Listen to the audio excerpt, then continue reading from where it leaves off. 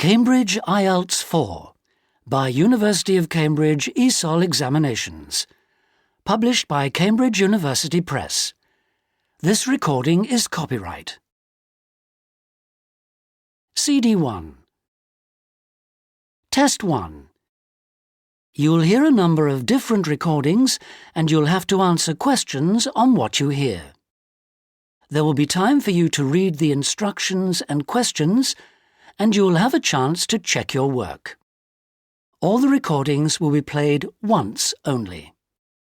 The test is in 4 sections. At the end of the test, you'll be given 10 minutes to transfer your answers to an answer sheet.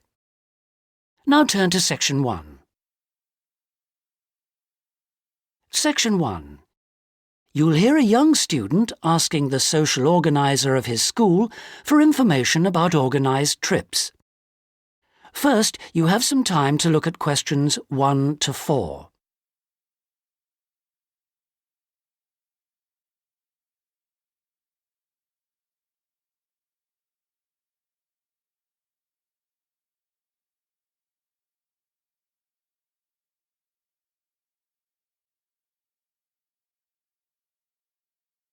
You'll see that there is an example which has been done for you.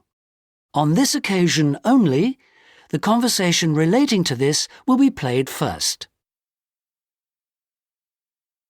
Good morning.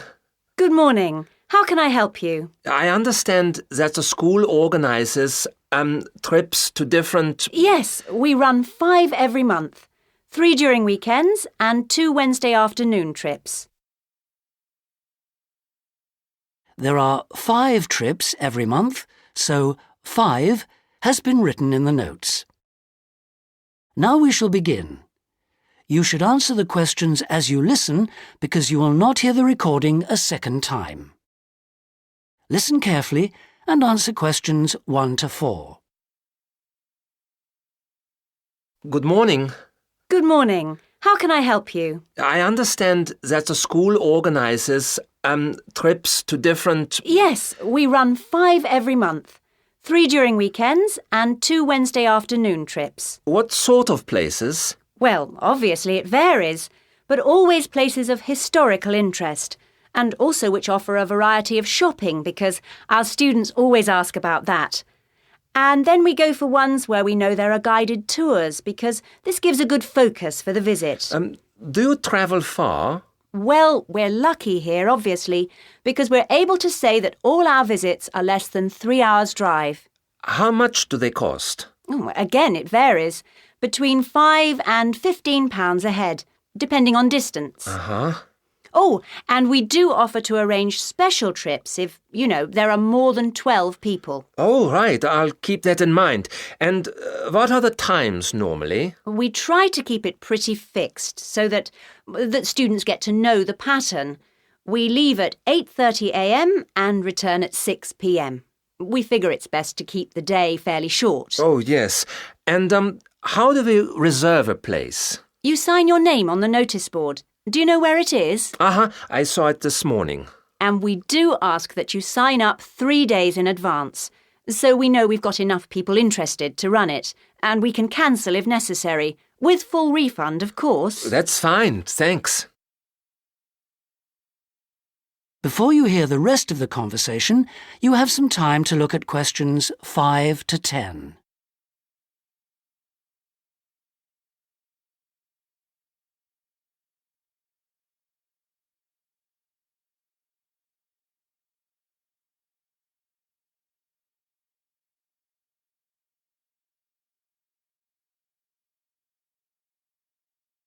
Now listen and answer questions 5 to 10.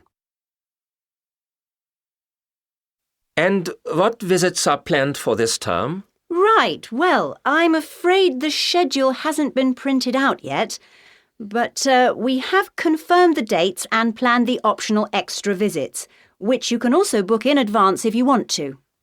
Oh, that's all right. If you can just give some idea of the weekend ones so I can... work out when to see friends, etc. Oh, sure. Well, the first one is St Ives. That's on the 13th of February. and we'll have only 16 places available because we're going by minibus. And that's a day in town with the optional extra of visiting the Hepworth Museum. All right, yeah, that sounds good. Then there's a London trip on the 16th of February, and we'll be taking a medium-sized coach, so there'll be 45 places on that. And let's see, the optional extra is the Tower of London. Oh, I've already been there. After that, there's Bristol on the 3rd of March. Where? Bristol, Bristol. Okay. That's in a different minibus with 18 places available. Oh, and the optional extra is a visit to the SS Great Britain. Okay. We're going to Salisbury on the 18th of March, and that's always a popular one because the optional extra is Stonehenge. So we're taking the large coach with 50 seats. Oh, good.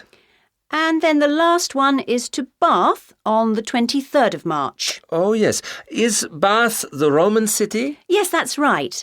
And that's in the 16-seater minibus. And where's the optional visit? It's to the American Museum. Well worth a visit. Okay, well, that's great. Thanks for all that. My pleasure. Oh, by the way, if you want more information about any of the trips, have a look in the student newspaper. Okay. Or have a word with my assistant. Her name is Jane Yentob. That's Yentob. Right, I've got that. Thank you very much for all your help. You're very welcome. I hope you enjoy the trips. That is the end of section 1. You now have half a minute to check your answers.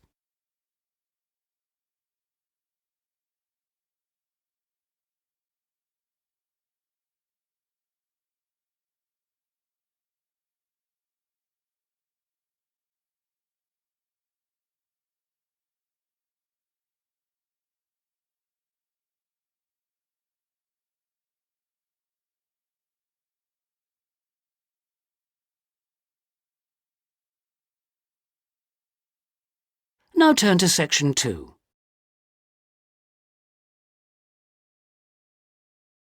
Section 2. You'll hear a tour guide giving a talk about a museum centre called Riverside Industrial Village. First, you have some time to look at questions 11 to 13.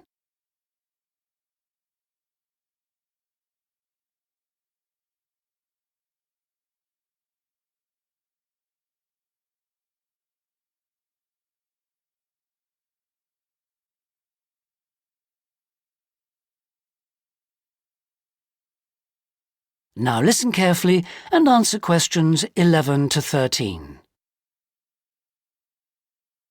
Good afternoon, everybody, and welcome to Riverside Industrial Village. To start your visit, I'm just going to give you a brief account of the history of the museum before letting you roam about on your own. I won't keep you long, OK? Now, from where we're standing, you've got a good view of the river over there. And it was because of this fast-flowing water that this site was a natural place for manufacturing works. The water and the availability of raw materials in the area like minerals and iron ore, and also the abundance of local fuels like coal and firewood, all made this site suitable for industry from a very early time. Water was the main source of power for the early industries, and some of the water wheels were first established in the 12th century, would you believe? At that time, local craftsmen first built an iron forge just behind the village here on the bend in the river. By the 17th and 18th centuries, the region's rivers supported more than 160 water mills, and many of these continued to operate well into the 19th century.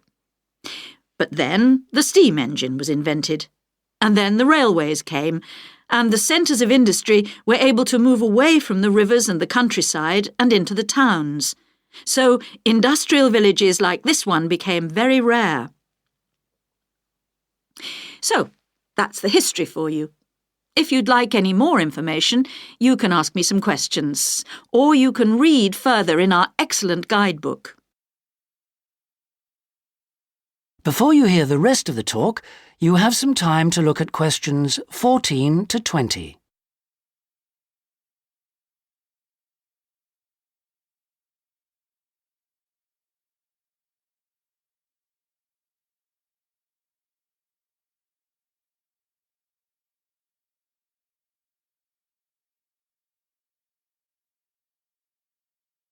Now listen and answer questions 14 to 20. Now, I'm going to give you a plan of the site, and I'd just like to point out where everything is, and then you can take a look at everything for yourself. I've already pointed out the river, which is on the left, and of course, running along the bottom is Woodside Road. Got it? OK. Now, we're standing at the entrance. See it at the bottom? And immediately to our right is the ticket office. You won't need that, because you've got your group booking, but just past it are the toilets. Always good to know where they are. In front of us is the car park, as you can see, and to the left, by the entry gate, is the gift shop. That's where you can get copies of the guide, like this one here. Now, beyond the car park, all the buildings are arranged in a half circle with a yard in the middle. The big stone building at the top is the main workshop. That's where the furnace is, and where all the metal was smelted and the tools were cast, as you'll be able to see. Now, in the top right-hand corner, that building with bigger windows is the showroom, where samples of all the tools that were made through the ages are on display. In the top left corner is the grinding shop, where the tools were sharpened and finished. And on one side of that, you can see the engine room, and on the other is the cafe, which isn't an antique, you'll be pleased to know, though they do serve very nice old-fashioned teas. The row of buildings you can see on the left are the cottages. These were built for the workers towards the end of the 18th century, and they're still furnished from that period, so you can get a good idea of ordinary people's living conditions. Across the yard from them, you can see the stables, where the horses were kept for transporting the products. And the separate building in front of them is the works office, and that still has some of the old accounts on display. Right. If anyone wants a guided tour, then I'm starting at the engine room. If you'd like to come along this way, please, ladies and gentlemen.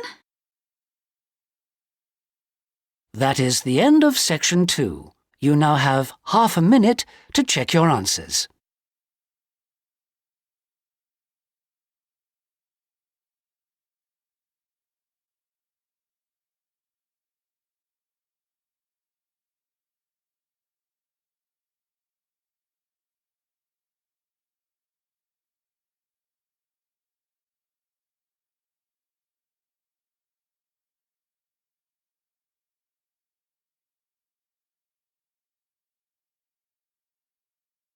Now turn to section 3.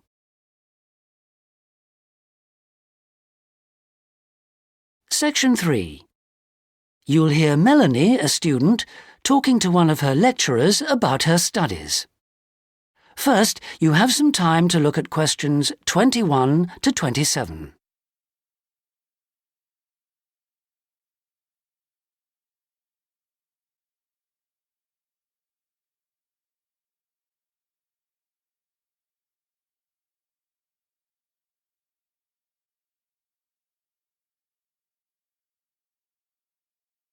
Now listen carefully and answer questions 21 to 27. Excuse me, Dr. Johnson. May I speak to you for a minute? Sure, come in. I'm Melanie Griffin. I'm taking your course in population studies. Right. Well, Melanie, how can I help you? I'm having a bit of trouble with a second assignment, and it's due in 12 days. What sort of trouble are you having? Is the assignment question a problem? Well, that's part of the problem. I've been having trouble getting hold of the books. I've been to the library several times and all the books are out. Sounds like you should have started borrowing books a bit earlier. Well, I had a really big assignment due in for another course, and I've been spending all my time on that, and I thought... You might get an extension of time to finish your assignment for me? If that's possible, but I don't know if... Well, yes, it is possible, but extensions are normally given only for medical or compassionate reasons. Otherwise, it's really a question of organizing your study, and we don't like giving extensions to students who simply didn't plan their work properly. What did you get for your first assignment? I got 87%. Yes, you did very well, indeed. So, obviously, you can produce good work. I don't think I'll need too much extra time, as long as I can get hold of some of the important references. Well, since you did so well in your first assignment, I'm prepared to give you an extra 2 weeks for this one. So that'll mean you'll need to submit it about a month from now. Oh, thank you. Now, what about the reading materials? Have you checked out the journal articles in the list? No, not yet. There were about 20 of them, and I wasn't sure which ones would be most useful or important. Well, they're all useful. But I don't expect anyone to read them all because a number of them deal with the same issues. Let me give you some suggestions. The article by Anderson and Hawker is really worth reading. Right, I'll read that one. You should also read the article by Jackson, but just look at the part on the research methodology, how they did it. Okay, Jackson. Got that. And if you have time, the one by Roberts says very relevant things, although it's not essential. So, okay, if it's useful, I'll try and read that one. Now, the one by Morris, I wouldn't bother with that at this stage if I were you. Okay, I won't bother with Morris. Oh, now, someone told me the article by Cooper is important. Well, yes, in a way. But just look at the last part, where he discusses the research results. And lastly, there's Forster. I can't think why I included that one. It's not bad, and could be of some help, but not that much. Before you hear the rest of the conversation, you have some time to look at questions 28 to 30.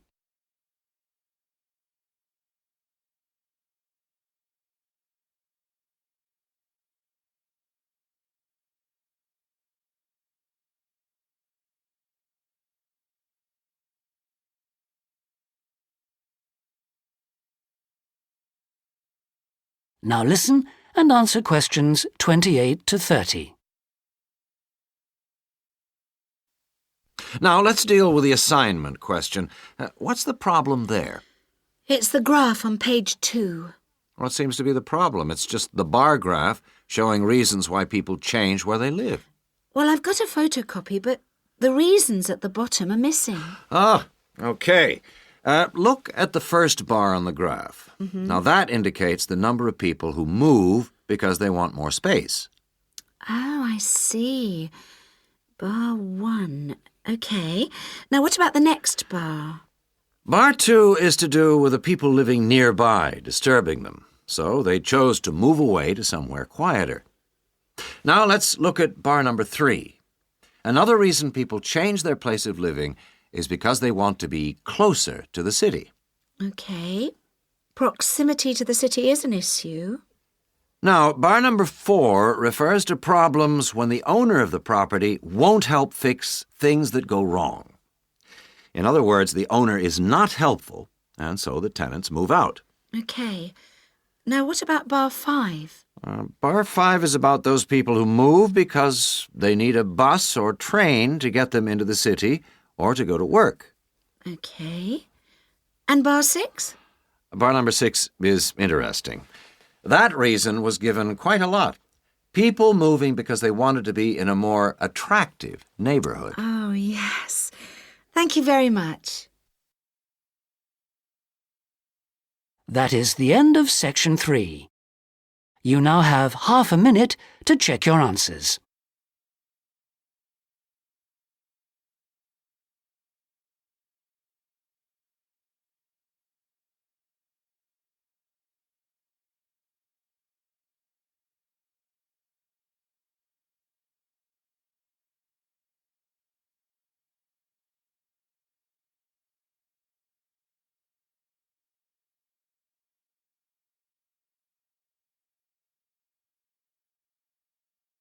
Now turn to Section 4.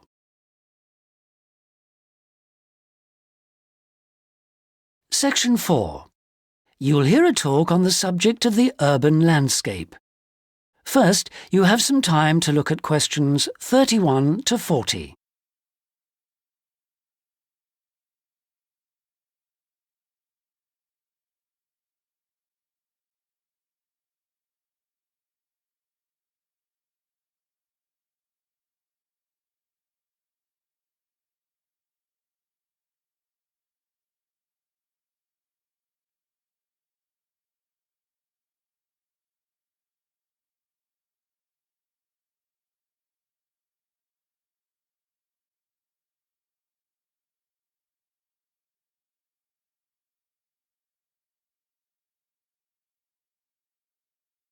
Now listen carefully and answer questions 31 to 40. Good day, ladies and gentlemen. I have been asked today to talk to you about the urban landscape. There are two major areas that I will focus on in my talk: how vegetation can have a significant effect on urban climate, and how we can better plan our cities using trees to provide a more comfortable environment for us to live in. Trees can have a significant impact on our cities. They can make a city as a whole a bit less windy, or a bit more windy if that's what you want. They can make it a bit cooler if it's a hot summer day in an Australian city, or they can make it a bit more humid if it's a dry inland city. On the local scale, that is in particular areas within the city, trees can make the local area more shady, cooler, more humid and much less windy. In fact, trees, and planting of various kinds, can be used to make city streets actually less dangerous in particular areas. How do trees do all that, you ask? Well, the main difference between a tree and a building is a tree has got an internal mechanism to keep the temperature regulated. It evaporates water through its leaves, and that means that the temperature of the leaves is never very far from our own body temperature. The temperature of a building surface on a hot sunny day can easily be 20 degrees more than our temperature. Trees, on the other hand, remain cooler than buildings because they sweat. This means that they can humidify the air and cool it, a property which can be exploited to improve the local climate.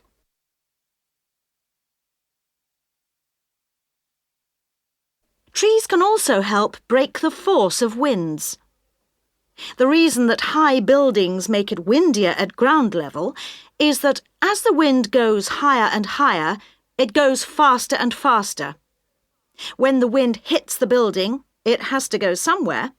Some of it goes over the top, and some goes around the sides of the building, forcing those high-level winds down to ground level. That doesn't happen when you have trees. Trees filter the wind and considerably reduce it, preventing those very large, strong gusts that you so often find around tall buildings. Another problem in built-up areas is that traffic noise is intensified by tall buildings. By planting a belt of trees at the side of the road, you can make things a little quieter, but much of the vehicle noise still goes through the trees. Trees can also help reduce the amount of noise in the surroundings, although the effect is not as large as people like to think. Low-frequency noise in particular just goes through the trees as though they aren't there. Although trees can significantly improve the local climate, they do, however, take up a lot of space. There are root systems to consider, and branches blocking windows and so on. It may therefore be difficult to fit trees into the local landscape. There is not a great deal you can do if you have what we call a street canyon, a whole set of high-rises enclosed in a narrow street. Trees need water to grow. They also need some sunlight to grow, and you need room to put them. If you have the chance of knocking buildings down and replacing them, then suddenly you can start looking at different ways to design the streets and to introduce tree planting. That is the end of section 4. You now have half a minute to check your answers.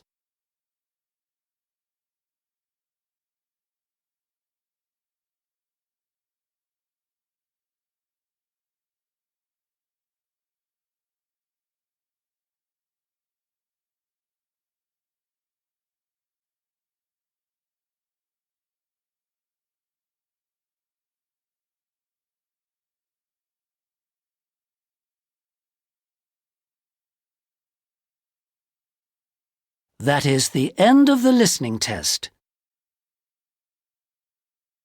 In the IELTS test, you would now have 10 minutes to transfer your answers to the listening answer sheet.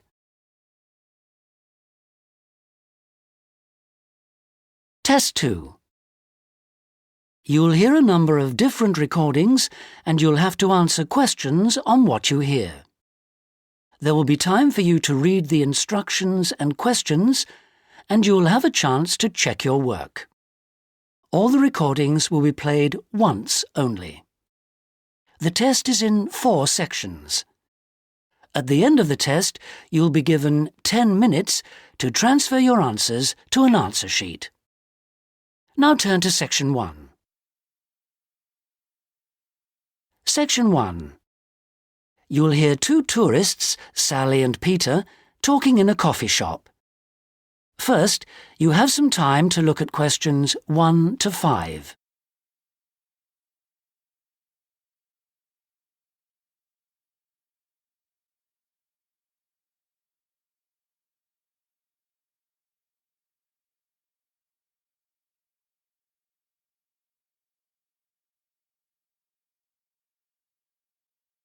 You'll see that there is an example that has been done for you. On this occasion only, the conversation relating to this will be played first. Oh, Peter, there you are. You've been ages. What kept you so long? I'm sorry I'm so late, Sally. Have you been waiting long? Oh, half an hour. But it doesn't matter. I've had a coffee and I've been reading this guidebook for tourists. Sally has been waiting half an hour for Peter, so C has been circled. Now we shall begin. You should answer the questions as you listen because you will not hear the recording a second time. Listen carefully and answer questions 1 to 5. Oh, Peter, there you are. You've been ages. What kept you so long? I'm sorry I'm so late, Sally. Have you been waiting long? Oh, half an hour. But it doesn't matter. I've had a coffee and I've been reading this guidebook for tourists. Sit down. You look very hot and tired. What would you like to drink? I'd love a really chilled mineral water or something. Will you have another coffee? Yes, I will. The waitress will be back in a moment. Why were you so late? Did something happen? Yes. You know, I went to the bank to cash some traveler's checks. Well, the exchange rate was looking healthy, but when I went to the teller, they told me the computer system was temporarily down, so they couldn't do any transactions. They said the problem would be fixed in a few minutes, so I waited. And then I started talking to another guy in the bank, and I forgot the time. Really? Someone you met in the bank? Does he work there? No, he was a tourist from New York. His name's Henry, and he's been here for a week, but he's moving on to Germany tomorrow. He's an architect, and he's spending 4 weeks traveling around Europe. Just like us? Yeah, just like us. He told me the names of some places where we should eat. Great food and not too expensive, he said. Oh, and he also gave me this map of the bus system. He said he didn't need it anymore. Oh, that's useful. Pity he's moving on tomorrow. Here's the waitress. Let's order. Do you want anything to eat, or shall we just have a drink? Well, I'm hungry, and we've got a lot of sightseeing to do, so let's just have a snack and a drink. Sounds good to me. Before you hear the rest of the conversation, you have some time to look at questions 6 to 10.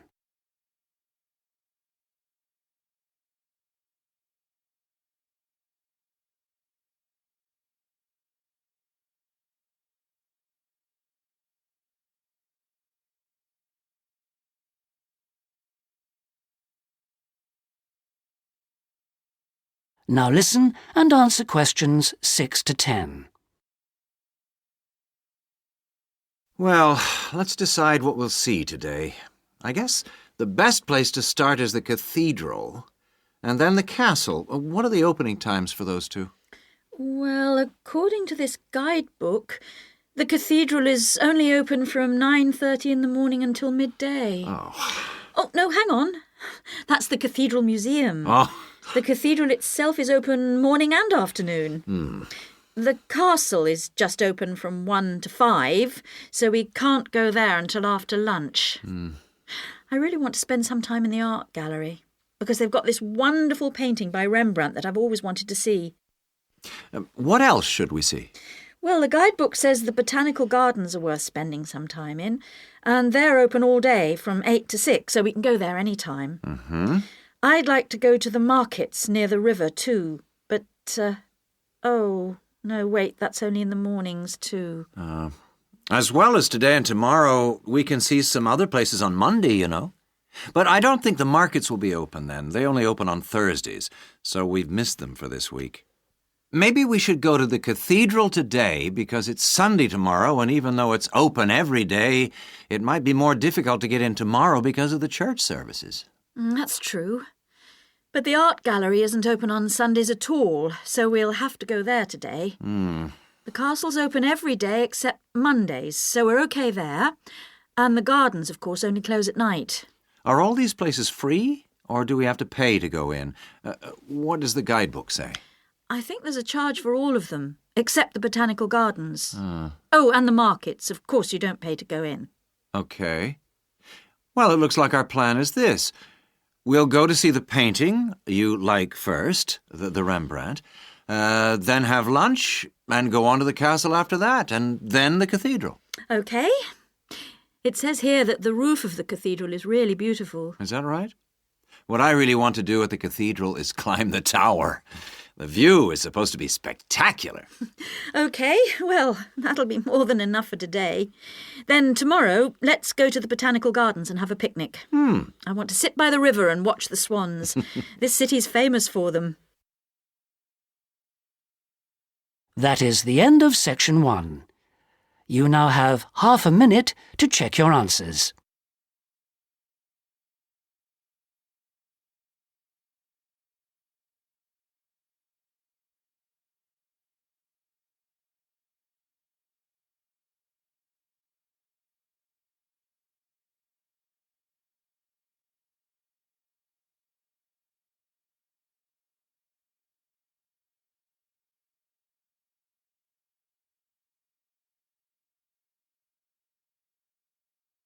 Now turn to section 2.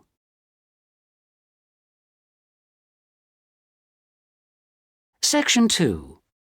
You will hear part of a talk given by an international student counsellor speaking to a group of overseas students during their orientation week. First, you have some time to look at questions 11 to 14.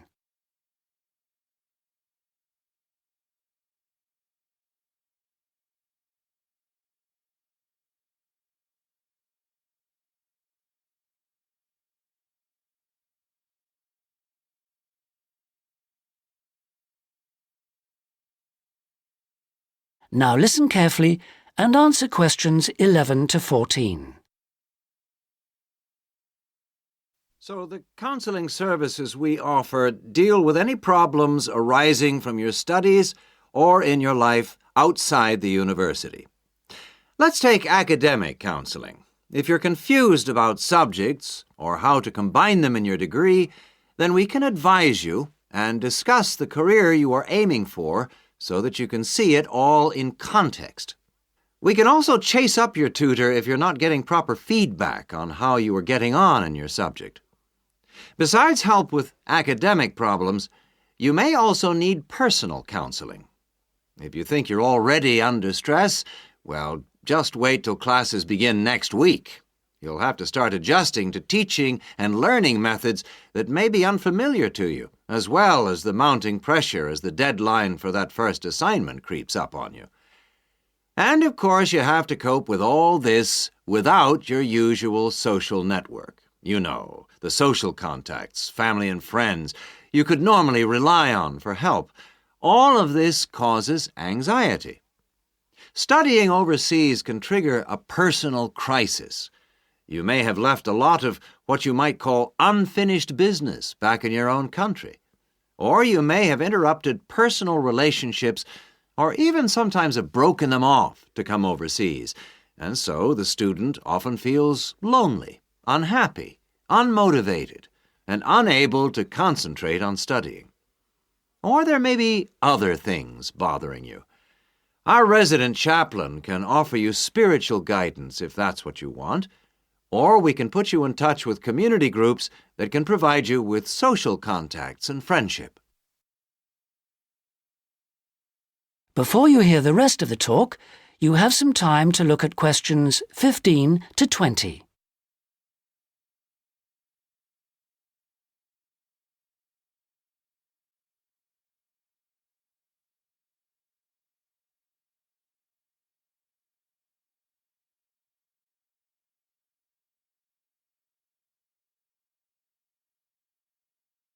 Now listen and answer questions 15 to 20.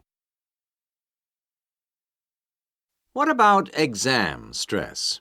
It affects nearly everyone to some extent, but especially overseas students like yourselves. There may be a huge amount of family pressure on you to succeed. And if you fail a subject or drop out of a course because it's too difficult, then your self-esteem can suffer. But it's not the end of the world if you don't pass an exam. I had to resit first-year anthropology, so I can certainly offer you a sympathetic ear. Anyway, exam failure can lead to worrying changes in the way you normally behave.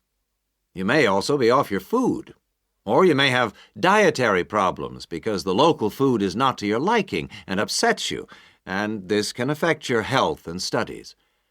Glenda Roberts is our dietitian in the health service, and we can put you on to her. And we all have money problems, don't we?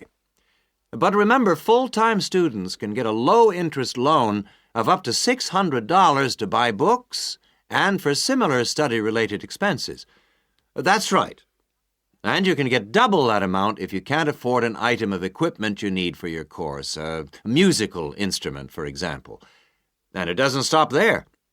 When you move into a flat, starting up expenses, including furniture for it, can be covered by a loan through the welfare service. See Jill Freeman for details. Can we help you? Well, last academic year, in spite of staff cuts, we counseled 240 international students for a total of 2,600 hours counseling. And finally, we won all but just one of the 12 appeals that we launched on behalf of students. Not too bad for an understaffed service, don't you think? That's all from me. Thank you. That is the end of Section 2. You now have half a minute to check your answers.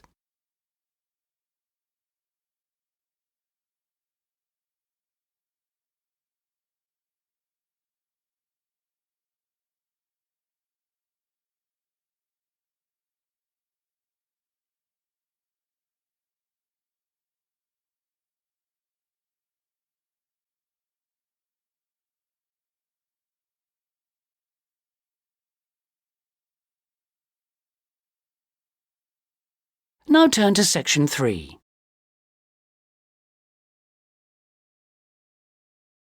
Section 3. You'll hear three friends discussing an assignment they're going to work on together.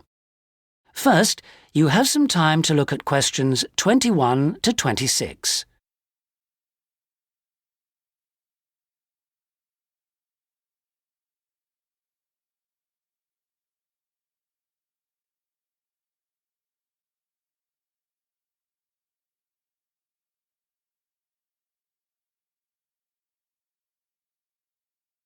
Now listen carefully and answer questions 21 to 26.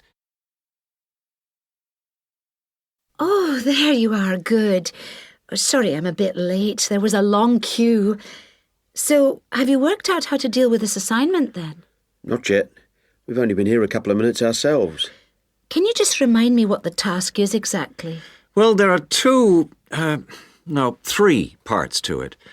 First, we've got to write an essay about ways of collecting data. Then... What's the title of the essay exactly? I've got it here. Assess the two main methods of collecting data in social science research. And how much do we need to write? 1,500 words. That's for the essay. Then for the second part of the assignment, we have to choose one method of data collection and carry out a small-scale study, making appropriate use of the method chosen to gather data from at least 5 subjects. And then we have to write a report on the study? That's right, of 3,000 to 4,000 words. Did you get as far as discussing which form of data collection we should go for? Questionnaire or interview, isn't it? Yeah, I think we should use a questionnaire. It'll be so much less time-consuming than organising interviews, I reckon. Once we've agreed on the wording of it, we only have to send it out and wait for the responses. Yes, I think it probably would be quicker. But what did that article he gave us last week say about the quality of data from questionnaires? I'm pretty sure it recommended questionnaires as a source of highly reliable data. As long as you design the questionnaire properly in the first place, the data will be fine. No, I'm sure it talked about drawbacks as well, didn't it? Something about the response rate and the problems you get if it's too low? Yeah, but we only need data from 5 subjects anyway. Oh, I suppose so. Another drawback I remember it mentioned was that questionnaire data tends not to reveal anything unexpected because it is limited to the questions fixed in advance by the researcher. Come on, Rosa, this is only a practice. It's not meant to be real research, is it? Well, not sure about that. Before you hear the rest of the conversation, you have some time to look at questions 27 to 30.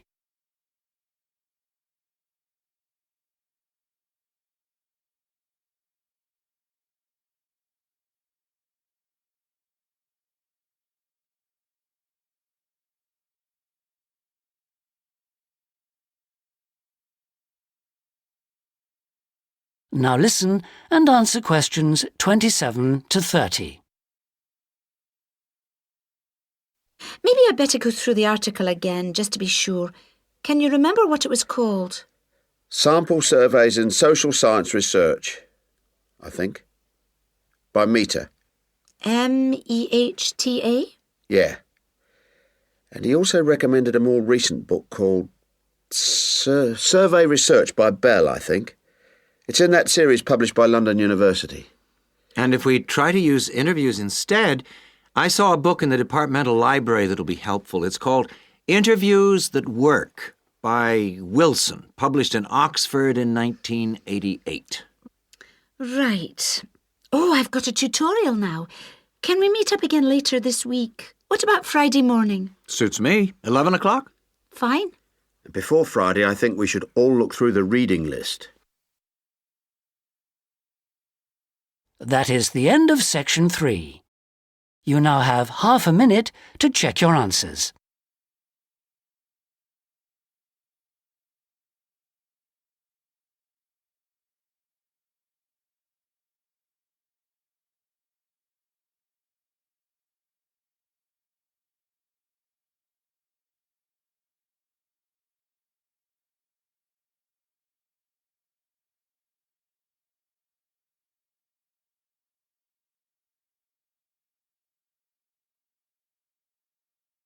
Now turn to section 4.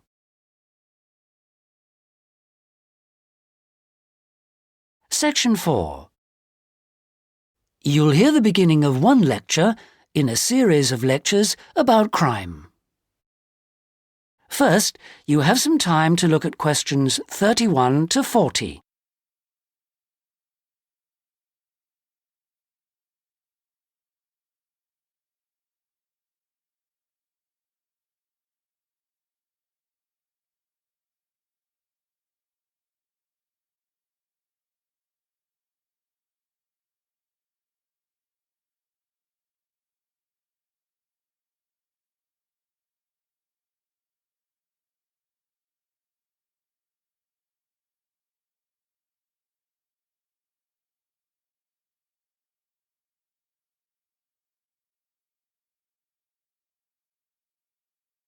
Now listen and answer questions 31 to 40. So far in these lectures, we've been looking at crimes like robbery and murder, both from a historical viewpoint and also in contemporary society. And we've seen that the preoccupation in Western society with crime and with lawlessness is part of a long and continuous tradition, rather than something which is new and unique to modern society. But over the past 70 years or so, there has been a massive increase in one type of crime, which is what's known as corporate crime. Corporate crime is crime which, as the name suggests, is connected with companies, with business organizations. It includes illegal acts of either individuals or a group within the company. But what is important is that these acts are normally in accordance with the goals of the company. They're for the good of the company rather than the individual. It's been defined as, quote, crime which is committed for the corporate organization, the company, not against it, unquote. So crimes like theft by employees, things like embezzlement or fraud against one's actual employer are excluded according to this definition. The employees may be involved, but they're acting in the first place for the company. They may not even realize they're committing a crime. Or they may realize, but they feel it's excusable because it's policy. Or because otherwise they may lose their jobs. So here really we're talking about the links between power and crime. Now this is one area that much less is generally known about than conventional or traditional crime. It has been relatively ignored by the mass media. For example, it tends to be underreported in comparison with conventional crime in news broadcasts, and in crime serials and films and so on. They very rarely deal with corporate crime. And it also tends to be ignored in academic circles. There's been far more research on conventional crime, and far more data is available. There are several reasons for this lack of interest in corporate crime compared with other types of crime. It's often very complex, whereas with conventional crime, it's usually possible to follow what's going on without specialist knowledge. As well as this, whereas conventional crime usually has a lot of human interest, corporate crime often has much less. The third reason, and possibly the most significant one, is that very often the victims are unaware. They think their misfortune is an accident, or that it's the fault of no one in particular. They're unaware that they've been victims of a crime. So when we look at the effects of corporate crime, we may find it's very difficult to assess the costs. But these costs can be very considerable in both their economic and social aspects.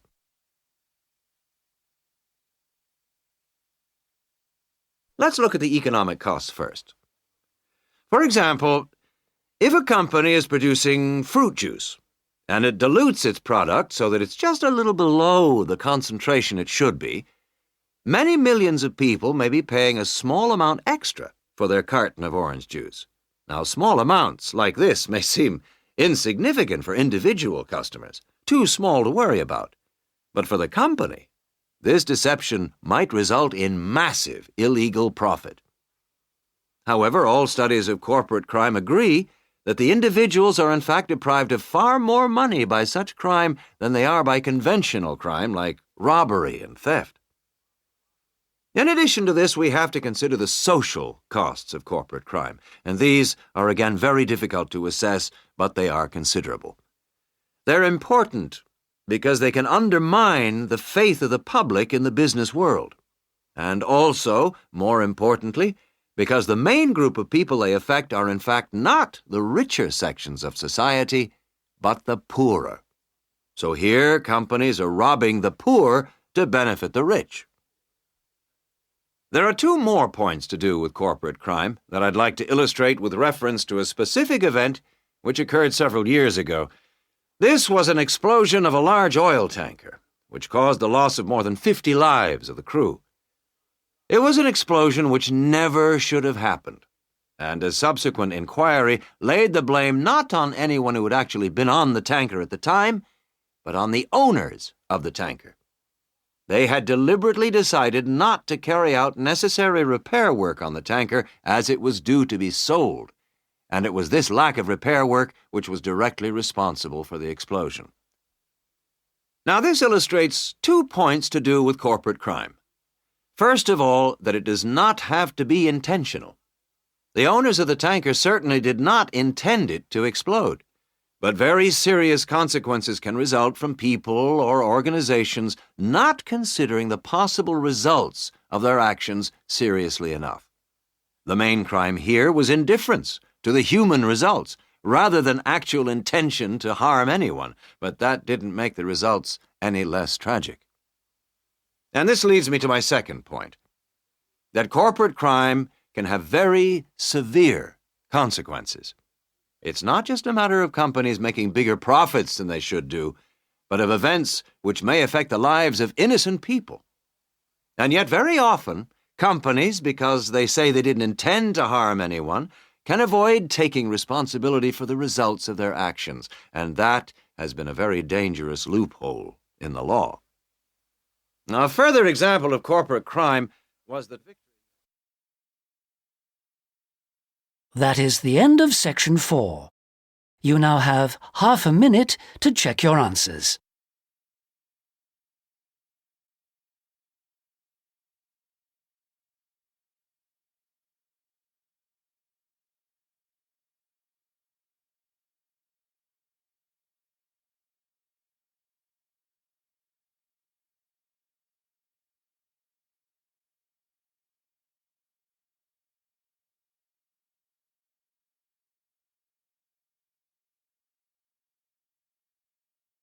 That is the end of the listening test. In the IELTS test, you would now have 10 minutes to transfer your answers to the listening answer sheet. Cambridge IELTS 4 by University of Cambridge ESOL Examinations. Published by Cambridge University Press. This recording is copyright. CD 2. Test 3. You'll hear a number of different recordings and you'll have to answer questions on what you hear. There will be time for you to read the instructions and questions, and you'll have a chance to check your work. All the recordings will be played once only. The test is in 4 sections. At the end of the test, you'll be given 10 minutes to transfer your answers to an answer sheet. Now turn to Section 1. Section 1. You'll hear a student talking to the accommodation coordinator at her school. First, you have some time to look at questions 1 to 4.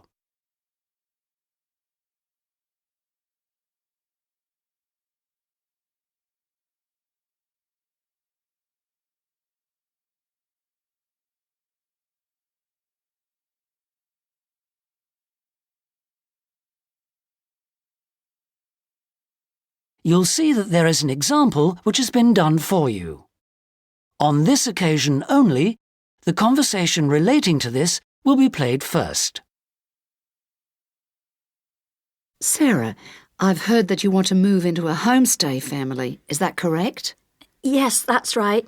I've been staying with my aunt, and now my cousin is arriving from Singapore, and my aunt needs the room for him. Oh, that's bad luck. Well, I'll need to get some particulars first. Sarah, what's your full name? Sarah Lim, and that's Sarah without the H at the end. Linda asks for Sarah's full name, Sarah Lim, so this has been written in the notes. Now we shall begin. You should answer the questions as you listen, because you will not hear the recording a second time. Listen carefully and answer questions 1 to 4. Sarah, I've heard that you want to move into a homestay family. Is that correct? Yes, that's right. I've been staying with my aunt, and now my cousin is arriving from Singapore, and my aunt needs the room for him. Oh, that's bad luck. Well, I'll need to get some particulars first. Sarah, what's your full name? Sarah Lim, and that's Sarah without the H at the end. How old are you, Sarah? 23, only just. It was my birthday on the 21st of August. Happy birthday for yesterday. How long have you been in Australia? A year in Adelaide and 6 months in Sydney. I prefer Sydney. I've got more friends here. What's your address at your aunt's house? Flat 1, 539 Forest Road, Canterbury. And the postcode is 2036. Okay. What are you studying now? I was studying General English in Adelaide, and now I'm doing Academic English because I'm trying to get into medicine next year. That sounds good, but it'll take you a long time. When would you like to move out from your aunt's? My cousin arrives on Friday morning, so I'd better be out on Thursday. What, the 7th of September?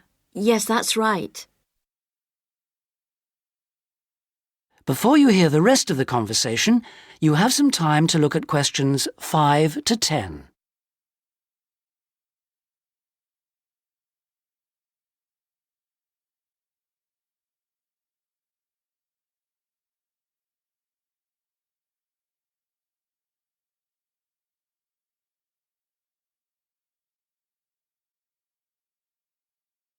Now listen and answer questions 5 to 10.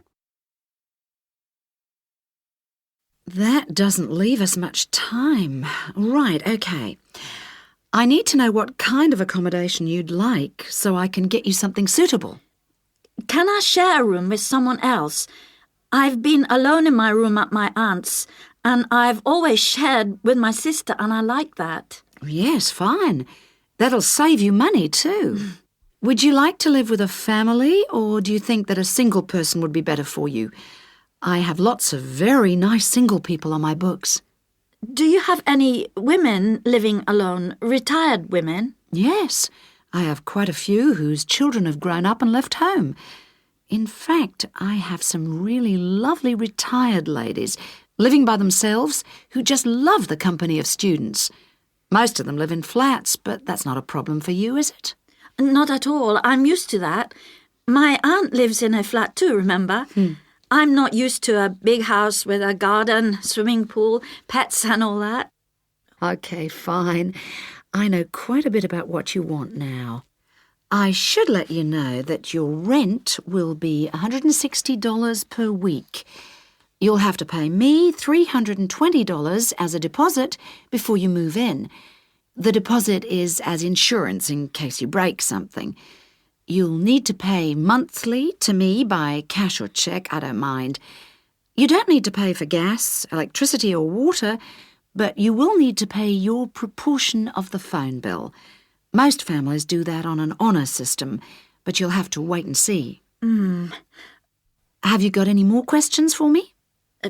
When will you know where I can go? I'll work on it now. So come and see me tomorrow, and I should have some news for you then. Thanks a lot. Goodbye. See you tomorrow. After lunch would be better for me. OK. See you then. Bye. That is the end of section 1. You now have half a minute to check your answers.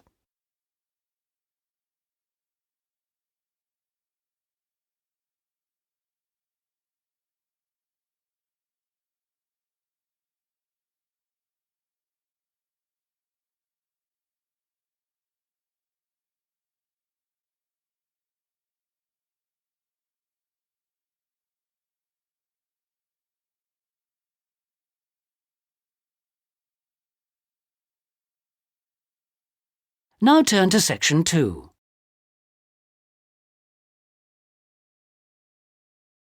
Section 2. You'll hear Jane Hemington talking about this year's summer festival. First, you have some time to look at questions 11 to 14.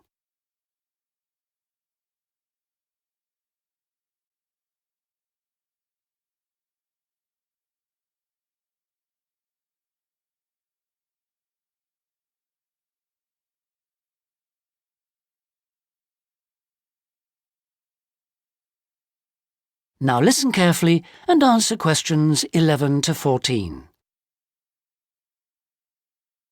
Good evening. And in this week's edition of Focus on the Arts, Jane Hemington is going to fill us in on what's in store for us at this year's Summer Festival.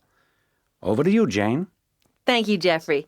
This year, the Summer Festival is the biggest we've ever seen, so there should be something for everybody. This is the third year they've run it, and the timing's slightly different. For the last couple of years, it's been around the 5th to 17th, but this year, they wanted to allow everyone enough time to recover from the 1st of January celebrations, and they've put it at the end of the month. The program has sensational theater, dance, and also a large number of art exhibitions. But the thing the festival is most famous for is its great street music. For today's report, though, Jeffrey, I'm looking at some of the theatrical events that you might like to see.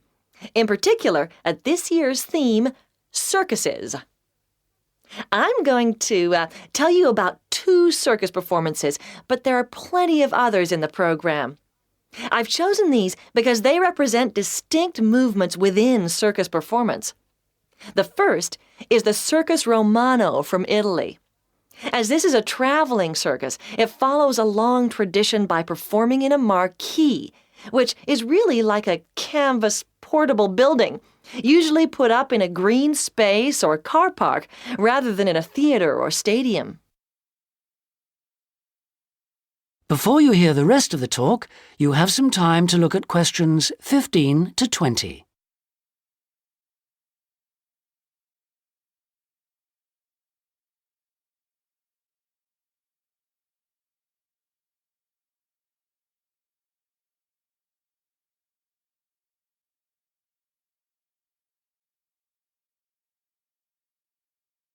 Now listen and answer questions 15 to 20. In spite of this, Circus Romano isn't at all like the traditional circuses I grew up with. There are no animals, just very talented clowning and acrobatic routines. The show has a lot of very funny moments, especially at the beginning. But the best part is the music and lighting. They're magical. At $45, it's very expensive anyway. It's really for adult tastes. In fact, much of it would be wasted on children, so I suggest you leave them at home. The second circus performance is Circus Electrica at the Studio Theater. The purists are suggesting that this isn't a circus at all. It's a showcase for skills in dance and magic, rather than the usual ones you expect in a circus. With only 6 performers, it's a small production which suits the venue well. The studio only seats about 200 people. For my money, it's the aerial displays which are outstanding, as well as the magical tricks, features which are missing from Circus Romano. An interesting feature of the show is that the performers are so young. The youngest is only 14, but it's still well worth seeing. A good one for the whole family. And finally, as it's summer, you may wish to see some of the festival performances that are being presented outdoors, like the famous Mekong water puppet troupe performing in the city gardens this week. Now, water puppetry is amazing. It's large puppets on long sticks, controlled by puppeteers standing waist deep in the lake. The puppets do comedy routines, and there is some terrific formation dancing. This is a fantastic show, and the best moment comes at the end, seeing the puppeteers. When the troupe walks up out of the water, you get this amazing feeling. It's really hard to believe that what you've been watching is lifeless wood and cloth. As an adult, I had a great time, but I did note that other older people in the audience weren't quite as taken with it as I was. It's a must for young children, though, and that's the audience it's really aimed at. Well, that's all I've time for today, but I'll be back next week with more news of what's worth seeing and what it's best to miss. That is the end of Section 2. You now have half a minute to check your answers.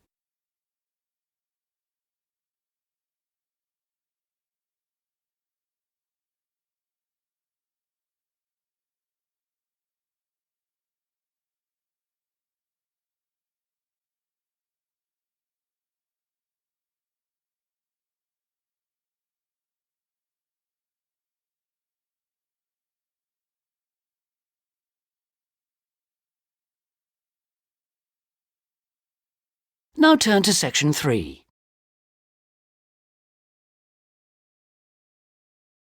Section 3. You'll hear a conversation in a university student services office. First, you have some time to look at questions 21 to 25.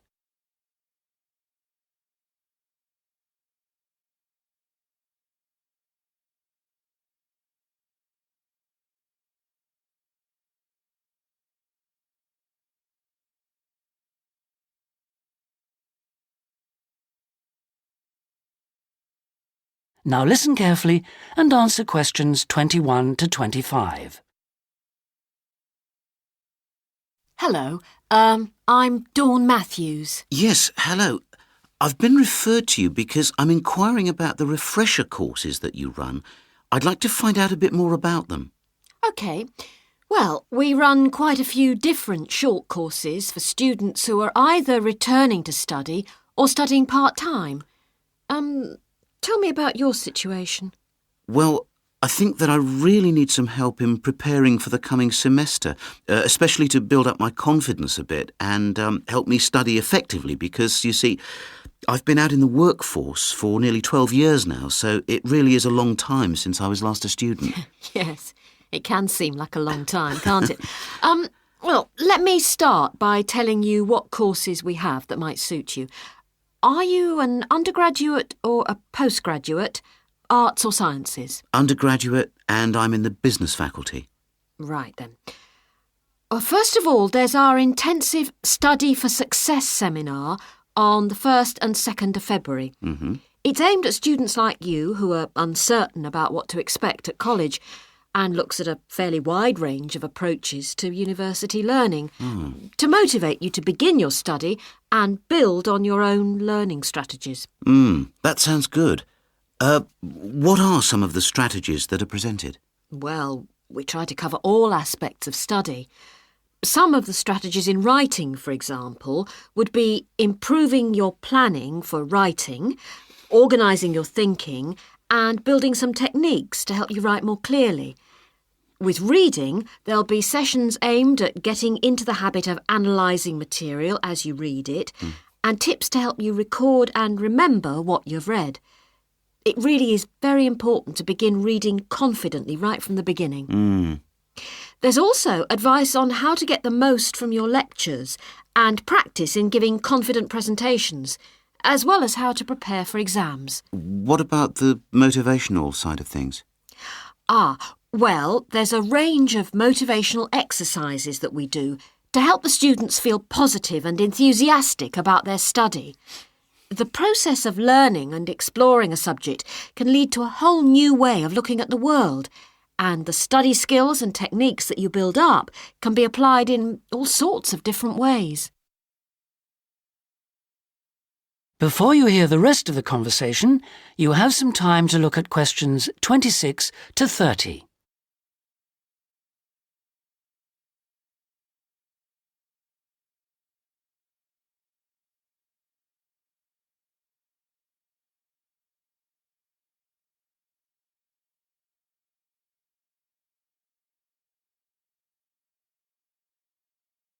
Now listen and answer questions 26 to 30. Actually, I'm very excited about the whole thing of taking up studying again, but, you know, I'm a little nervous about whether I'll manage to get everything done. I suppose it's the same for all mature students. Of course it is. Two of the key components of the course are time management and overcoming procrastination. People discover that once they learn to plan their days, all the work can be accomplished and there'll still be time for leisure. Is there an enrolment fee? Well, just a minute, let's see. The cost is £30, which includes all course materials and morning tea. You have to arrange your own lunch. Well, that wouldn't be a problem. I already make sandwiches for my 3 kids and my wife and myself every day. I won't have to change my routine. No. Now, I need to tell you that this is a very popular course and it's essential that you book well ahead of time. In fact, the course convener tells me that there are only 5 places left. what other course might be good for me? There is one other that you could benefit from. It's simply called Learning Skills for University Study and is on 3 consecutive mornings, starting on a Monday from 9 to 12, and costs £25. This is aimed at upgrading the study skills most school leavers have and help them cope with the increased demands of university study. It focuses mainly on making students more responsible for their own success. What sort of things are covered in this course? Well, basically, it's more advanced thinking, note-taking, reading and writing strategies, but also some input about stress management. I think I'd be better off starting from the basics and looking at all the strategies, don't you? Yes, from what you've told me, I think that's more in line with your situation. All right then. Can I book a place on the Study for Success seminar course now? Yes. Let me just get out a registration form and take down your details. That is the end of section 3. You now have half a minute to check your answers.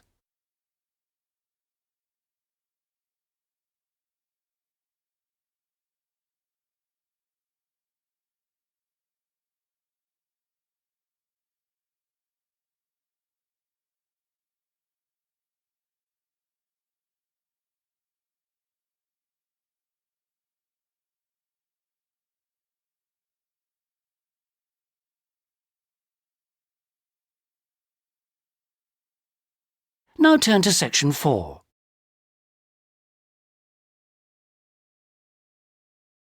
Section 4. You'll hear a student union representative presenting the views of college students about the design of a new building. First, you have some time to look at questions 31 to 40.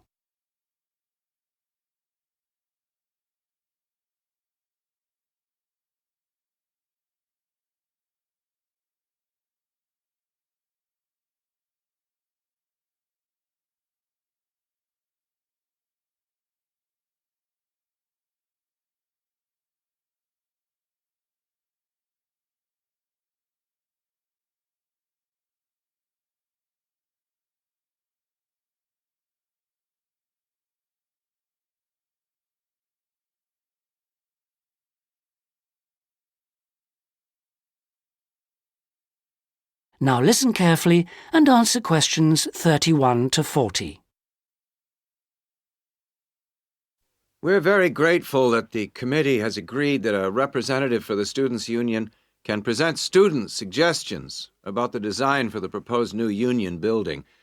We appreciate that some of our ideas may not be feasible in the circumstances, but we do feel that it is important that the ultimate beneficiaries of the facilities should have some say in its design. If I could start by briefly explaining what steps were taken to find out student opinion and how we have arrived at conclusions.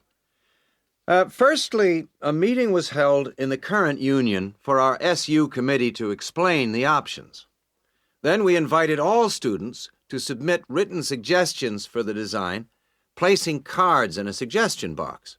These suggestions then provided the basis for the design of a questionnaire which was completed by approximately 2,000 of the college students over a period of 3 weeks. Finally, the SU committee collated the results and drew up a report. If I can just hand around a copy of that report. This presentation is essentially a summary and discussion of the key points of this report. So, in broad terms, the consensus was as follows. Firstly, regarding the crucial matter of the site, we presented the 3 options that you have proposed. 1, in the city center near the Faculty of Education. 2, on the outskirts of the city near the park. And 3, out of town near the halls of residence. We asked students to cite reasons for and against these sites, and there was remarkable agreement on all 3. Site 1 was unpopular because of traffic and parking problems. Site 2 had a number of supporters, mainly because it was close to most lecture rooms, and Site 3, out of town near the halls of residence, was clearly the most popular because of access from living quarters. It was clear that the union was mainly to be used after lectures. It was also felt that the larger site would allow more room for a choice of facilities.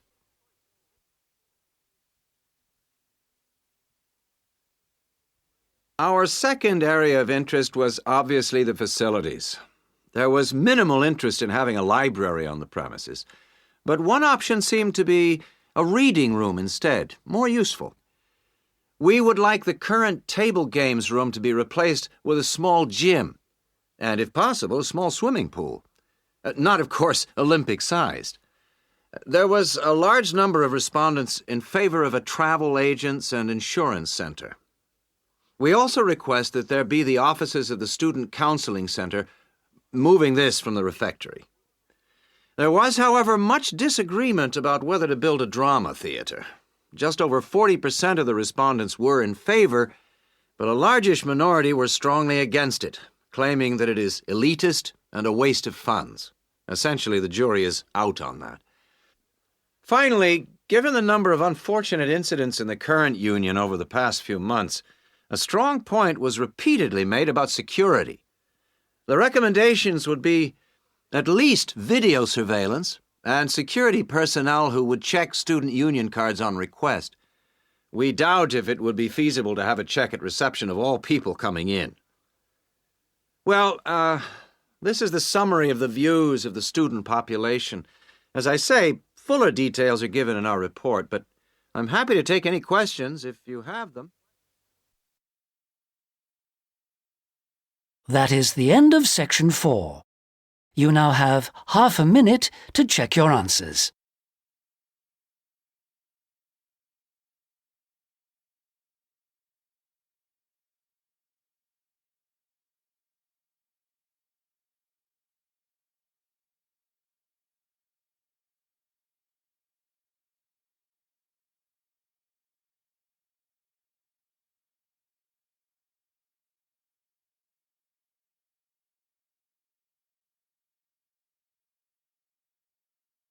That is the end of the listening test. In the IELTS test, you would now have 10 minutes to transfer your answers to the listening answer sheet.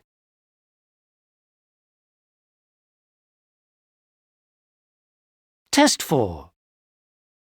You'll hear a number of different recordings and you'll have to answer questions on what you hear. There will be time for you to read the instructions and questions, and you'll have a chance to check your work. All the recordings will be played once only. The test is in 4 sections. At the end of the test, you'll be given 10 minutes to transfer your answers to an answer sheet. Now turn to Section 1. Section 1. You'll hear 2 teachers discussing arrangements for a goodbye party for a colleague. First, you have some time to look at questions 1 to 4.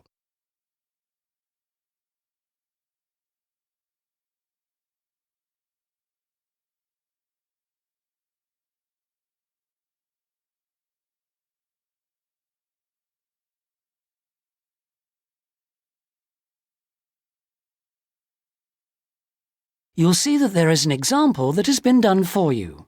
On this occasion only, the conversation relating to this will be played first. Hi, Tony. Thanks ever so much for coming. You know we've been asked to organise something for John's farewell.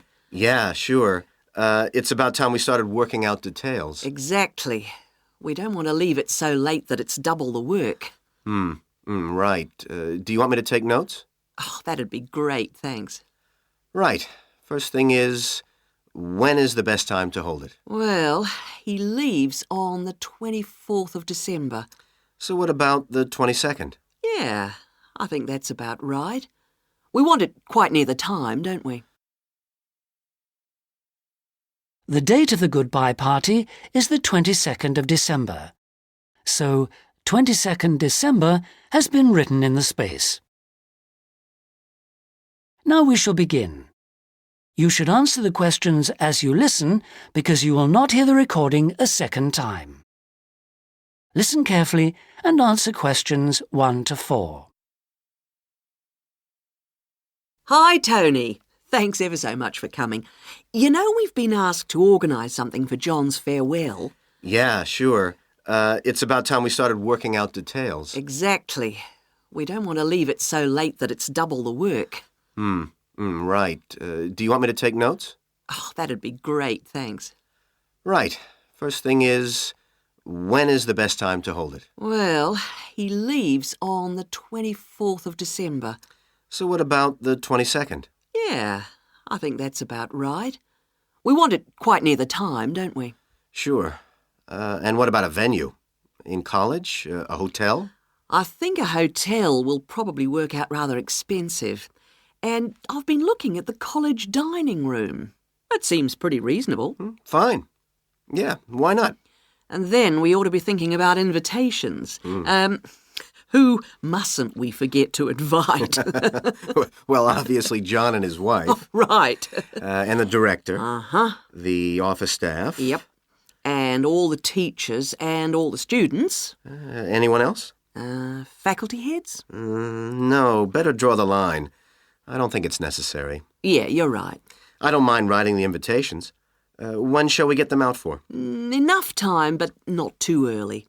What about the 15th of December? Well, there are exams on the 16th. Better avoid them. 10th? Yeah, that should do it. Before you hear the rest of the conversation, you have some time to look at questions 5 to 10.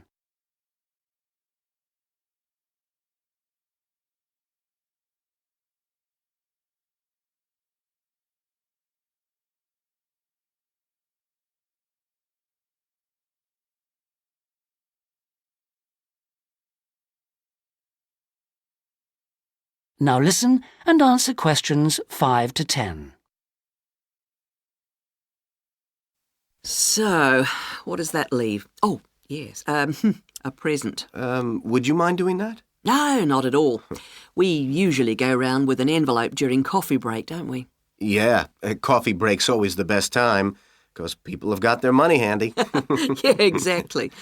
Do we suggest an amount, or does it seem a bit unfair? No, I think people welcome it. We suggested $6 last time. Is that okay? Yeah, plenty, I would have thought, which should leave us with about $90. Have you any ideas for presents? Well, I've been having a little think. I thought,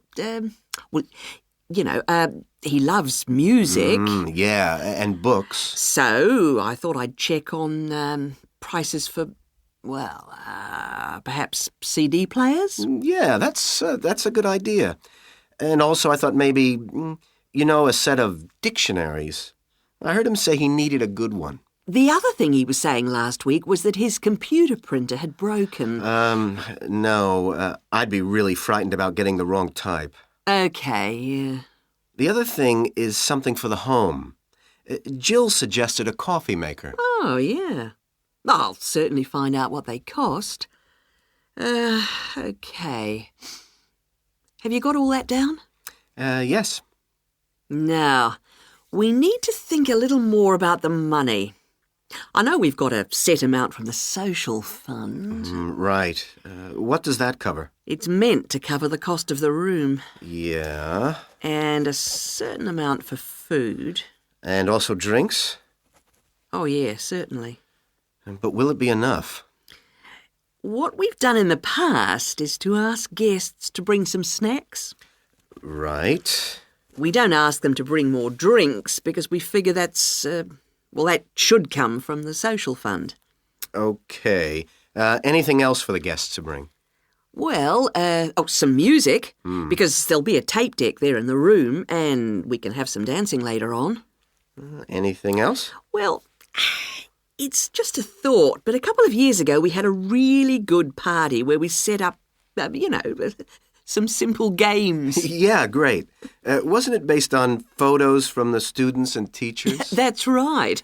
So we should ask the guests to bring photos. Okay, I'll put it on the invitations. Now, the last thing is, who shall we ask to do the speech? Don't you think it might be nice to have one of the students?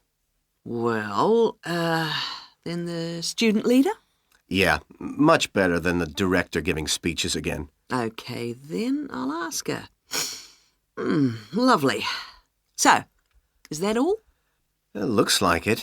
Great. Oh, thanks ever so much. That is the end of section 1.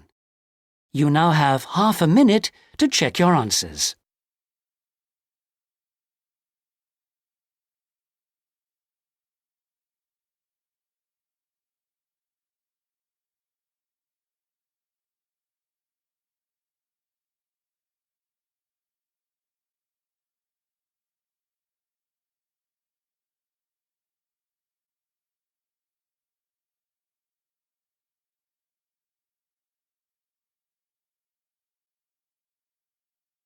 Now turn to section 2.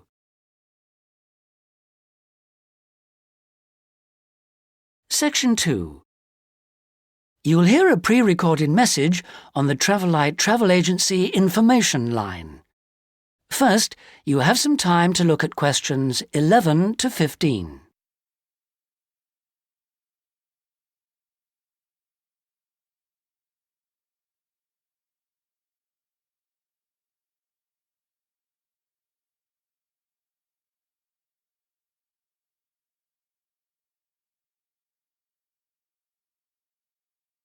Now listen carefully and answer questions 11 to 15.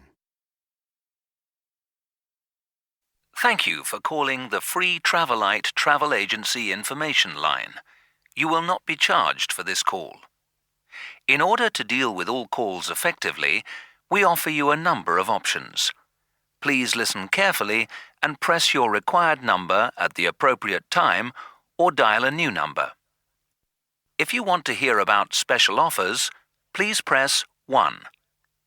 If you want to hear our latest price lists, please press 2. If you want to make a complaint, please press 3. If you want information about our new walking holidays, please press 4 now. Thank you for calling our Travelite Walking Holidays line. We have been offering a wide variety of walking holidays to suit all tastes for just 3 years, but already we have won 2 awards for excellence in this field. We offer guided walking tours to suit the discerning traveller in 12 different centres throughout the whole of Western Europe. We are planning to open our first centre outside this area in the coming year, so watch out for developments. But the pride of Travelite is the level of guidance and support we offer on our walks. All are planned in detail by our highly trained guides who all work in a variety of different Travelite locations, so we can guarantee standards. Each day we offer 3 separate walks catering for all skills and fitness levels. We also pride ourselves on our friendly service, particularly important for the increasing numbers of people who choose to holiday alone. Unlike almost all travel operators who happily charge large supplements for single rooms, we guarantee that no single client will pay more, even when only double rooms are available for them. And the day doesn't end with the return to base. After our dinner at communal tables designed to make all our guests feel part of a family atmosphere, entertainment is laid on nearly every night with tour leaders on hand to organise lectures, games, quizzes, and respond to any special request from guests. Before you hear the rest of the message, you have some time to look at questions 16 to 20.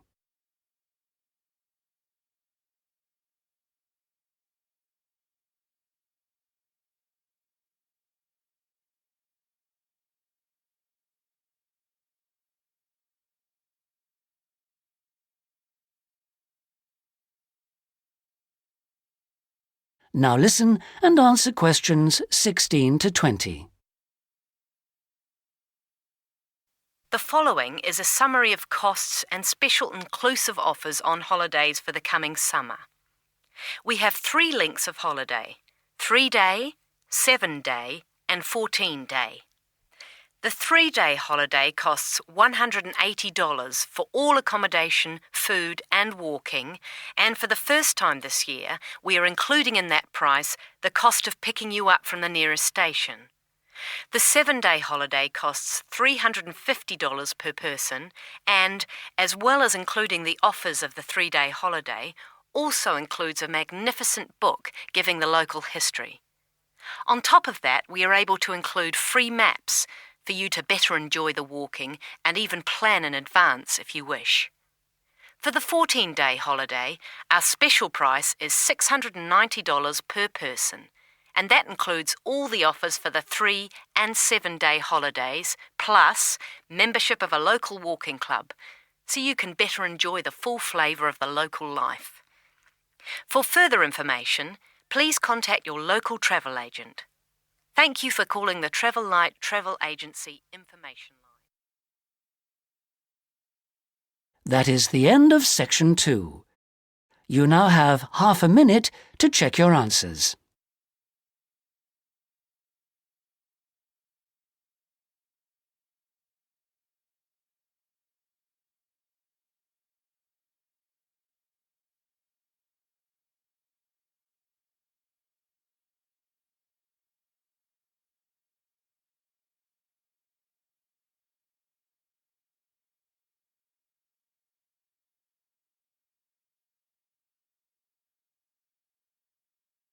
Now turn to section 3.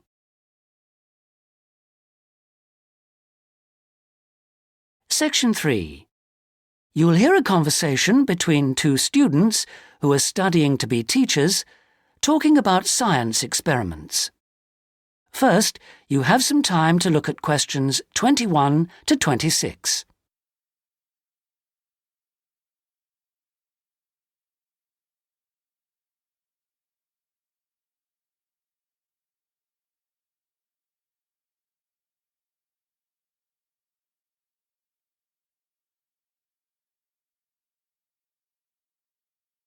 Now listen carefully and answer questions 21 to 26.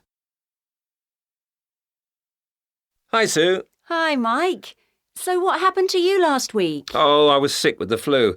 What's this I hear about a big assignment we've got to do? Oh, well, basically, we've got to find 2 science experiments to do with a group of 8-year-old children at the local primary school. And we've got to complete it by the end of the week. That sounds like hard work. Where are we supposed to get the ideas for these experiments from? Well, I managed to get hold of 2 books from the library. Oh, well done. How about if we take a look at the experiments in this book first and see if anything looks suitable? I can make notes as we go about equipment and the purpose of the experiments. OK, let's see. The first experiment is called Make Your Own Hovercraft, which sounds very ambitious. Mind you, you only need 20 balloons and a table. You don't need any special engines or anything like that. What do you do with it all? You blow up the balloons and you balance the table on them, upside down, of course, and the kids get to ride around on it. You know, the other kids sort of push them around the room. The main purpose is to show how hovercrafts work and how things hover around on just a cushion of air. OK, that doesn't sound too bad. OK, ready for number 2? Mm-hmm. Now, this one is called Unusual Measures of Lengths, and you basically use lots of paper clips. The kids go around the class measuring things, you know, how long the desk is and that sort of thing, and then they all compare their answers. And basically, because not all paper clips are the same length, they should come up with some strange answers. It's supposed to demonstrate the importance of having fixed units of measurement. Yeah, that's not bad. OK, now for number 3, you need rock salt or copper sulfate. Oh, I'm not sure about that. Well, just put down the rock salt then. Apart from that, you only need a jar of water. And basically you dissolve lots of salt into the water and watch the crystals form. So it basically teaches the kids about growing crystals. Yeah, I suppose it would be nice to grow something. Let's move on and have a look at number 4. OK, this one is called Spinning Colour Wheel. It looks like you get some cardboard and draw a circle on it, divide it into 6 equal segments and colour each one in using different colours, then you thread a piece of string through the middle. So we'd need some string as well. Yes, sorry, and you spin the wheel around, and if you can get it spinning fast enough, hopefully the colours all merge and show up as white. Oh, I didn't know that. What's the principle behind it? Well, it's pretty elementary physics, really. It teaches them about how white light or ordinary light is made up. Well, that doesn't sound too bad. Now, there's only one more left in this book, isn't there? What does that one say? Well, it's another one where they'd get to make something. Sounds very interesting. You need quite a lot of equipment, actually. A hand drill, an old record, a pin or needle, some paper, and a bolt. Go on. What do they have to do? Well, they basically make a record player. The main idea is to teach them about recording sound, but hopefully they'd also see that you need motion and an amplifier to make the sound heard. OK, well, it does sound interesting. Shall we go through all of those again and decide if any of them are going to be suitable? Before you hear the rest of the conversation, you have some time to look at questions 27 to 30.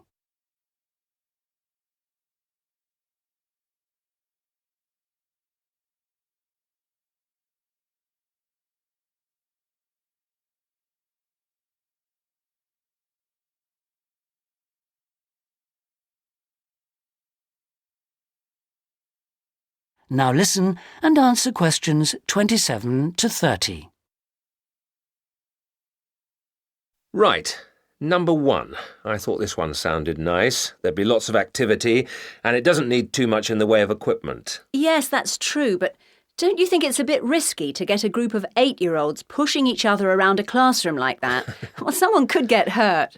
No, I don't like the sound of that one at all. Maybe you're right. What about number 2, with the paper clips? It sounds tame enough. Yes, a bit too tame, if you ask me. I think it needs to be something a bit more active and interesting than that, don't you? Yes, I suppose you're right. We won't get a very good mark if the children don't actually enjoy the experiments. And I suppose we could turn them off science for good. Well, what about the next one, number 3? Now, I quite like the idea of this one. Yes, so do I. But I seem to remember when we did it at high school, we had to wait up to a fortnight before we saw any halfway decent results. Oh, yes. Well, that won't be any good then. We'll only see the kids for 1 or 2 hours at the most. Yes, and we have to do the experiments and write up our results within a week. So that one won't do at all. OK. Well, what did you think of number 4? I like the idea of it, but do you think it will be a bit elementary for them? Well, they are only 8, you know. I know, but you know what I mean. Don't you think the activity itself is a bit babyish? Maybe you're right. They might have fun, but I mean, cutting out a circle and colouring it in. OK. Well, what about number 5? I thought this one sounded a bit too good to be true. Great equipment. Yeah. But don't you think it's a bit ambitious for this age group? I mean, I don't want to start off something and then have to abandon it if they just can't cope with it. I could see us ending up doing just about all of the work for them. I guess you're right. Oh, well, maybe we could store that idea away for later. Yep. Let's hope this second book has something better. That is the end of section 3. You now have half a minute to check your answers.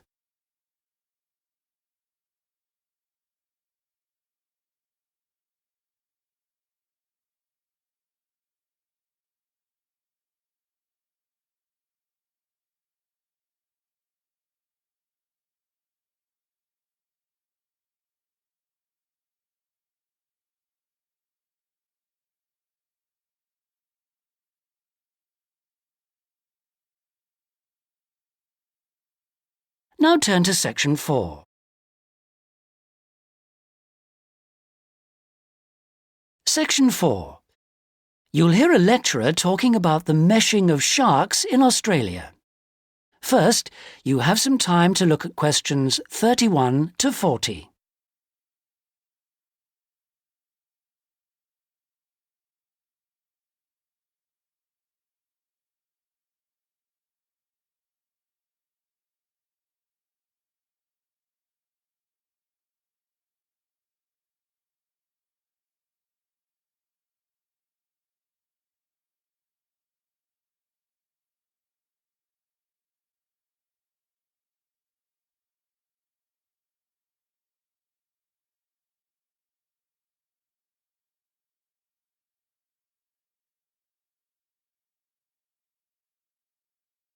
Now listen carefully and answer questions 31 to 40. Today we're going to look at one of my favourite fish, the shark. As you know, sharks have a reputation for being very dangerous creatures, capable of injuring or killing humans. And I'd like to talk about sharks in Australia. Sharks are rather large fish, often growing to over 10 metres, and the longest sharks caught in Australia have reached 16 metres. Sharks vary in weight with size and breed, of course, but the heaviest shark caught in Australia was a white pointer.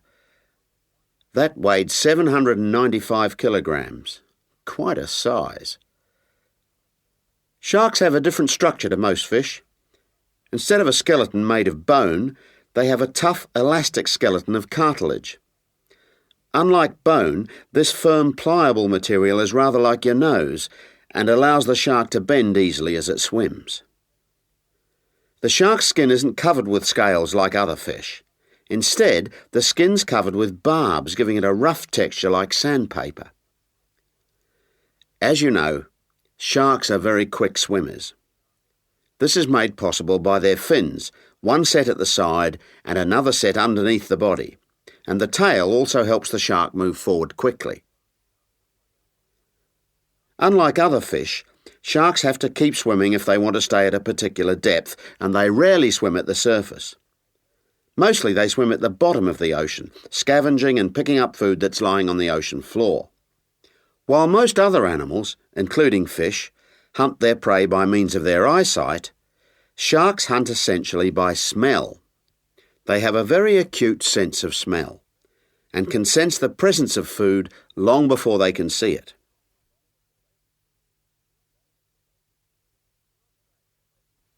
In Australia, where people spend a lot of time at the beach, the government has realised that it must prevent sharks from swimming near its beaches. As a result, they've introduced a beach netting program. Beach netting, or meshing, involves setting large nets parallel to the shore.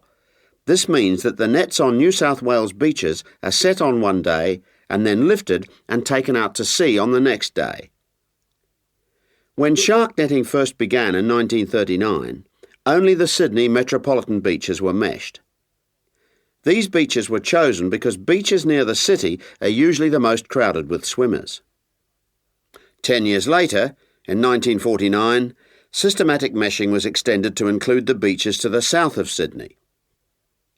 As a result of the general success of the program in Sydney, shark meshing was introduced to the state of Queensland around 1970. The New Zealand authorities also looked at it, but considered meshing uneconomical, as did Tahiti in the Pacific. At around the same time, South Africa introduced meshing to some of its most popular swimming beaches. When meshing began, approximately 1,500 sharks were caught in the first year. However, this declined in the years that followed, and since that time the average annual catch has been only about 150 a year.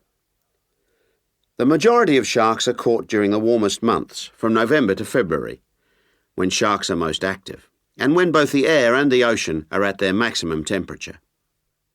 Despite quite large catches, some people believe that shark meshing is not the best way to catch sharks. It's not that they think sharks are afraid of nets or because they eat holes in them, because neither of these is true. But meshing does appear to be less effective than some other methods, especially when there are big seas with high rolling waves and strong currents, and anything that lets the sand move. The sand that's holding the nets down. When this moves, the nets will also become less effective. That is the end of section 4. You now have half a minute to check your answers.